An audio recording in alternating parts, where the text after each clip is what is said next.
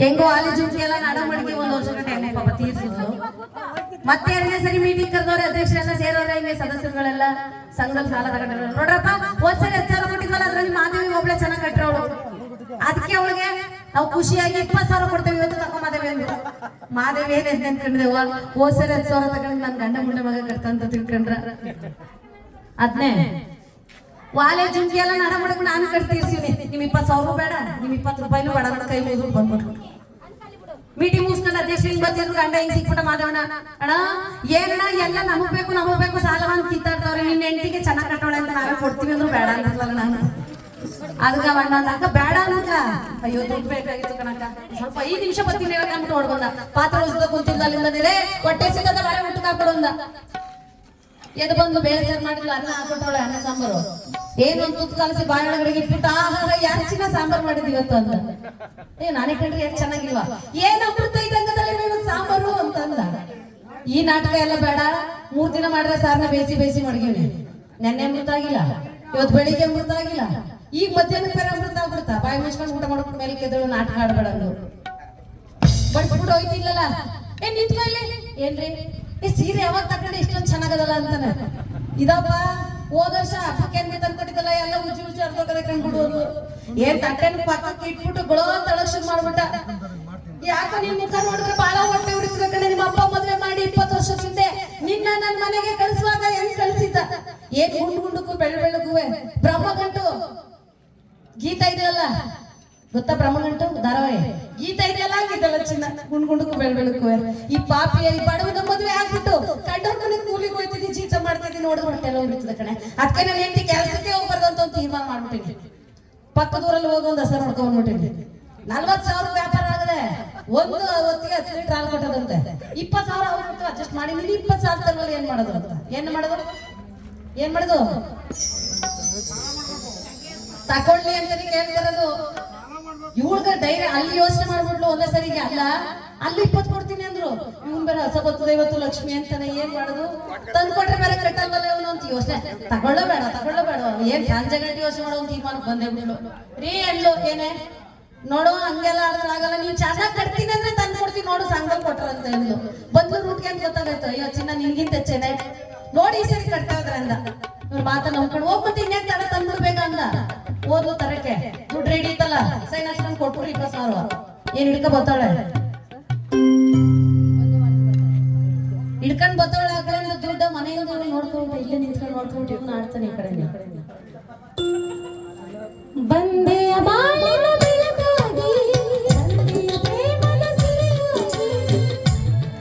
ಇದು ಆಸೆ ಆಯ್ತಾ.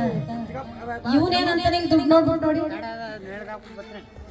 ತಂದೆಯ ದುಡ್ಡನ್ನು ನನಗಾಗಿ ಮೂಗು ಕಟ್ಟುವೆ ಸರಿಯಾಗಿ, ತಂದೆಯ ದುಡ್ಡನ್ನು ನನಗಾಗಿ ಮೂಗು ಕಟ್ಟುವೆ ಸರಿಯಾಗಿ, ನನಗಾಗಿ ಚಿಕ್ಕ ನನಗಾಗಿ ನಿನಗಾಗಿ ಮದುವೆ ನನಗಾಗಿ ನಿನಗಾಗಿ ಕಟ್ತೀನಿ ಅಂತ ಅಂದ್ಬಿಟ್ಟು ಏನ್ ಖುಷಿ ಆಗ್ಬಿಟ್ಟ. 20,000 ಇತ್ತಲ್ಲ, ಬೈಕ್ ಮೇಲೆ ಹೆಂಡತಿ ಕೂರ್ಸ್ಕೊಂಡು ನಡಿಮೆ ಹೋಗೋಣ ಮೈಸೂರಿಗೆ ಕರ್ಕೊಂಡು ಹೋಗ್ಬಿಟ್ಟ. ಸೀರೆ ತಗೋದ ಅಂತಿದ್ಲಲ್ಲ, ಸೀರೆ ಅಂಗಡಿ ಮುಂದ್ಗಡೆ ಹೋಗಿ ನಿಲ್ಸೋನೆ, ತಗೋಚಿನ ಸೀರೆನ ರೀ ಎಷ್ಟು ರೂಪಾಯಿ ತಗೊಳ್ಳಿ, ನನ್ ಗಂಡ ಬಡವ 500 ರೂಪಾಯಿ ತಗೊಡ್ತಾನಂತ. ಆಗ 200 ರೂಪಾಯಿ ಸೀರೆನ ಅನ್ಬಿಟ್ಟು ಏನ್ ತಟಾರ ನಾಳೆ ಕೂರಿಸ್ಬಿಟ್ಟು ಅಳ್ತಾ ಕೂತೋಳವಳು. ಅಯ್ಯೋ ರೀ ನನ್ ಗಂಡ ಎಷ್ಟು ಕೆಟ್ಟವನು, ದಿನ ಕುಡ್ಕೊಂಡ್ಬಂದು ಹೊಡಿತಾನೆ ಅಂತ ತಿಳ್ಕೊಬಿಟ್ಟಿದೆ. ಇಷ್ಟೊಂದು ಪ್ರೀತಿ ಇಟ್ಟಿದ್ದೆಲ್ರಿ ಗೊತ್ತೇ ಇರ್ಲಿಲ್ಲ ಕಣ್ರಿ. ನಂಗೂ ಹಿಂಗೂ ಕಣ್ಣೀರ್ನು ಆರ್ಸ್ಕೊಂಡು ತಗೊಂಡು 200 ರೂಪಾಯಿ ಸೀರೆ, ಗೋಬಿ ಮಂಚೂರಿ ಆಯ್ತು, ಪಾನಿಪುರಿ ಆಯ್ತು, ಮಸಾಲ ಪುರಿ ಆಯ್ತು, ಎಲ್ಲ ಆಯ್ತು. ಸೀರೆನ ಇಟ್ಕೊಂಡು ಅರಮನೆ ರೋಡ್ಗಾನೆ ಹೆಂಗ್ ಬತ್ತವ್ರೆ ಗೊತ್ತಾ,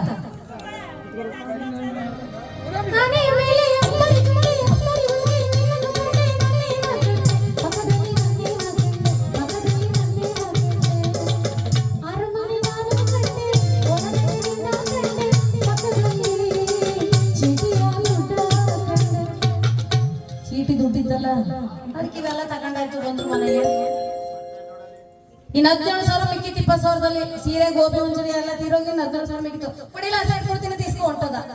ವಿಶೇಷ ಏನಪ್ಪ ಅವತ್ತು ಅಂದ್ರೆ ವರ್ಷಕ್ಕೊಂದು ಹಬ್ಬ, ದೊಡ್ಡ ಹಬ್ಬ.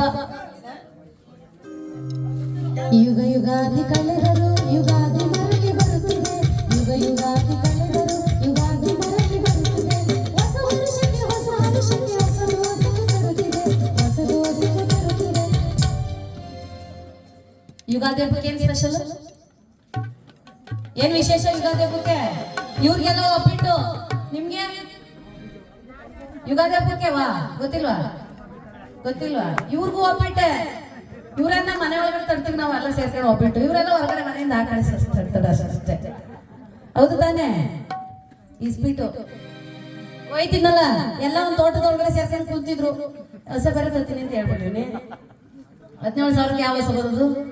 ಹೋಗಿ ಕುತ್ಕೊಂಡ್ಬಿಟ್ಟು ಒಂದು ಆಟಕ್ಕೆ 17 ಇರೋದು 34 ಮಾಡ್ಕೊಂಡ್ಬಿಟ್ಟಾಗದ ಅಂತ ಅಂದ್ಬಿಟ್ಟು ಹೋಗಿ ಕುತ್ಕೊಂಡು 1 ಗಂಟೆಗೆ 1 ರೂಪಾಯಿ ಮೇಲೆ ಎಲ್ಲ ಕಳ್ಕೊಂಡ. ಇವಳು ಒಪ್ಪಿಟ್ಟು ಬೇಯಿಸ್ಕೊಂಡು ಮಂಗಳಾರತಿ ತಟ್ಟೆನೂ ರೆಡಿ ಮಾಡ್ಕೊಂಡು ಕುಂತೋಳು ಹೊಸ ಬರ್ತದ ಮಂಗಳಾರತಿ ಮಾಡ್ಬೇಕಂತ. ಇವನ್ ಜಗ್ಲಿ ಮೇಲೆ ಹಿಂಗೆ ಜಾಗ ಇಟ್ಟು ಬಂದು ನೆಮ್ಮದಿಯಾಗಿ ಮಲಗ್ಬಿಟ್ಟವನ. ನನ್ ಗಂಡ ಬರ್ನಿಲ್ವಲ್ಲ ಅಂತ ಈಚೆಗೆ ಬಂದು ನೋಡ್ತಾಳೆ, ಏನ್ ಬಾಯಿ ಬರ್ಕೊಂಡ್ಬಿಟ್ಲು. ಅಯ್ಯೋ ಅಯ್ಯೋ ಅಯ್ಯೋ ರೀ ಯಾಕ್ರಿ ಹಂಗೆ ಬಂದಿದ್ದೀರಿ, ದುಡ್ಡಲ್ರಿ ಏನ್ರಿ ಯಾಕೆ ಯಾಕ್ರಿ ಅಂತ. ಏನ್ವೇ ಹಸನ ಅಡ್ವಾನ್ಸ್ ಕೊಟ್ಬಿಟ್ಟು ಬಂದಿರಿ ಕೇಳ್ಬಿಡು, ಮುಂದಿನ ಅಮಾವಾಸ್ಯಕ್ಕೆ ಬಂದದಂತೆ ಹಸನ. ಅದ್ಯಾವ ಸೀಮೆ ಹಸ ಮುಂದಿನ ಅಮಾವಾಸ್ಯಕ್ಕೆ ಬರೋದು? ಈಗ ದುಡ್ಡು ಕೊಟ್ರೆ ನನಗದೆಲ್ಲ ಗೊತ್ತಿಲ್ಲ, ಬೇಕೇ ಬೇಕು ಹಸ ಅಂದ್ಲು. ಏನವೇ ಕಳ್ಳ, ನಾನೀಗ ನಿನ್ ಕಳ್ಳನ ಬಿಡು ತಂದು ಕೊಡ್ತೀನಿ ಅಂದ. ಆಯ್ತು ಬೆಳಿಗ್ಗೆ ದುಡ್ಡು ಇಸ್ಕೋಗೋದು ಚೆನ್ನಾಗಿದ್ದಳಪ್ಪ, ಯಾಕೆ ಗಾಡಿ ಈಗ ಹೋಗ್ಲಿ ಬಿಡು ಹೊಸ ತಾನೆ, ಮುಂದಿನ ಅಮಾವಾಸ್ಯಕ್ಕೆ ತಂದು ಕೊಡಲ್ಲ. ಆಯ್ತು ಬಾಯಿಗೆ ಒಬ್ಬಿಡ್ತೀನಿ ಒಂದು. ಯಾಕೆ ಒಬ್ಬಿಟ್ಟು? ಹೊಸ ಬರ್ತದಲ್ಲ ಅನ್ನೋ ಖುಷಿ ಮಾಡ್ಬಿಟ್ಟಿದೆ ಕಡೆ ಬಾ ಅಂತ ಕರ್ಕೋಬೇಳೆ. ಒಬ್ಬಿಟ್ಟು ಹಾಕೊಟ್ಟೋಳೆ ರಿವರ್ಸ್ ಹಂಗೆ ಇಲ್ಲಿಗೆ ಬಂದ್ಬಿಟ್ಟು ವಸ್ತು ಮೇಲೆ ನಿಂತ್ಕೊಂಡು ಟಿವಿ ಹಸ ನೋಡ್ದಂಗ್ ನೋಡ್ತಾಳ ಗಂಡ ಕಡೆಗೆ.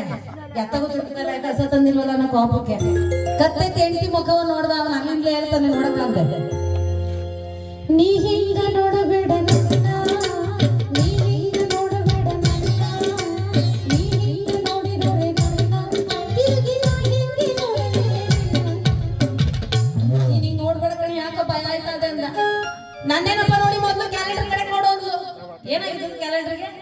ಕ್ಯಾಲೆಂಡರ್ಗೆ ಏನಾಗಿಲ್ಲ, ತಾರೀಕು ನೋಡಿ ಇವತ್ತು 9, ನಾಳೆಗೆ 10ನೇ ತಾರೀಕು ಮರಿದ್ರೆ ಚೀಟಿ ದುಡ್ಡು ಕೊಟ್ಬಿಡೋದು. ಇವತ್ತು ಎಲ್ಲಿಗೆ ನೀನು ದುಡ್ತಾನೆ ಬೆಳಗಿನ ಜಾವ 5 ಗಂಟೆ ನೀನ್ ಚೀಟಿ ದುಡ್ತಾನೆ ಬೀಸಾಕ್ತೀನಿ ಬಿಡಮ್ಮಿ ಅಂದ. ಏನ್ ಹಿಂಗ ಅಂದವನಲ್ಲ ಅಂದ್ಬಿಟ್ಟು ಹೋಗಿ ಮನಿಕೊಂಡು ಬೆಳಗಾನ ಒದ್ದಾಡ್ಕೊಂಡು ನಿದ್ದೆ ಬರ್ತಲ್ಲ. ಇವ್ರಿಗೂ ಹಂಗೆ ಆಗಲ್ಲ ಪಾಪ, ಚೀಟಿ ನಾಳೆ ಅಂತ ಇವ್ರಿಗೂ ನಿದ್ದೆ ಬರಲ್ಲ. ನಿಜ ತಾನೆ? ಹೌದು.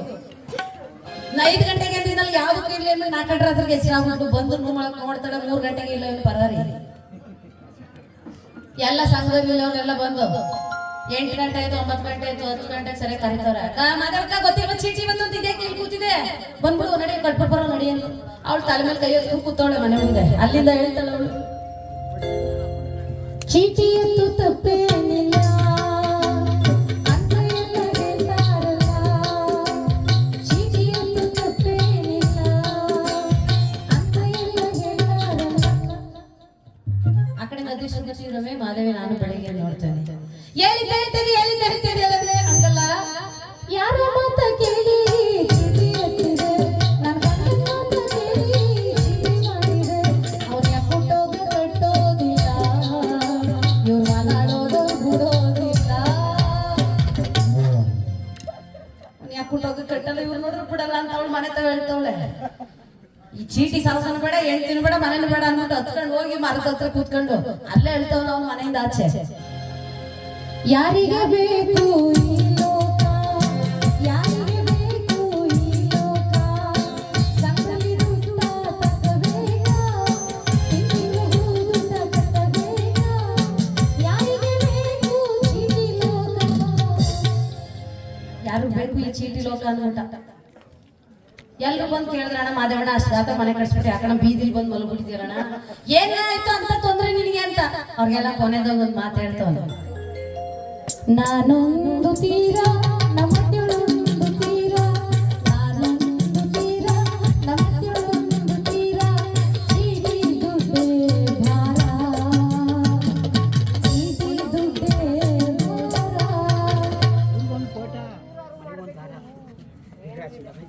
ನಿಮ್ಗೂ ಬಾರ ಆಗಿಲ್ಲ, ಎಲ್ಲ ಚೆನ್ನಾಗಿ ಕಟ್ತಿದ್ರು ಬಾರನ. ಕೊನೆಗೆ ಬಾರ ಚೀಟಿನೇ ಬಾರ ಅಂದ್ಬಿಟ್ಟ. ಇವ್ರನ್ನೆಲ್ಲ ಮಾತಾಡ್ಸಂಗೆ ಇಲ್ಲ ನಾವು, ಯಾಕೆಂದ್ರೆ ಸಂಘಕ್ಕೆ ಇವರೆಲ್ಲ ಸೇರ್ಕೊಳ್ಳೋದೇ ಇಲ್ಲ. ಅದಕ್ಕೆ ನಿಮ್ಮ